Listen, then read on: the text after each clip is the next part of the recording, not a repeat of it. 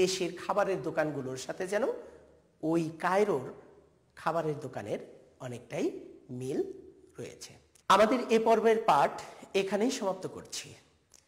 এখন আমরা জেনে নিই আজকে আমরা কি কি আলোচনা করলাম, সে বিষয়গুলো আমরা কিভাবে আমাদের চর্চার মধ্যে রাখব। প্রথমেই আমরা জানার চেষ্টা করব যে এক বাক্যে বা এক কথায় কিছু প্রশ্ন কিভাবে আমরা তৈরি করতে পারি। তোমরা নিজেরাও তৈরি করে নিবে এবং আমি এখান থেকে কিছু নমুনাও তোমাদেরকে বাড়ির কাজ হিসেবে দিয়ে দেব। আর এই এক বাক্যে বা এক কথায় উত্তরগুলো তোমাদেরকে এই পাঠটি ভালো করে বুঝতে এবং পাঠটি পড়া আছে কিনা সেটা তোমাদেরকে যাচাই করা যাবে। তো এখানে আমরা এক বাক্যের কিছু প্রশ্ন তোমাদের জন্য বাড়ির কাজ হিসেবে দিতে পারি।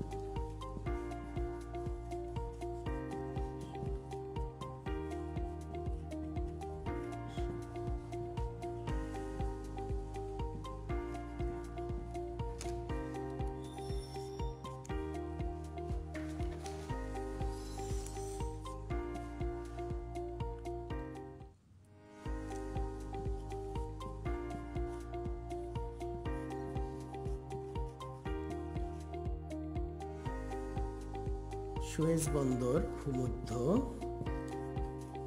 সাগর থেকে কত দূরে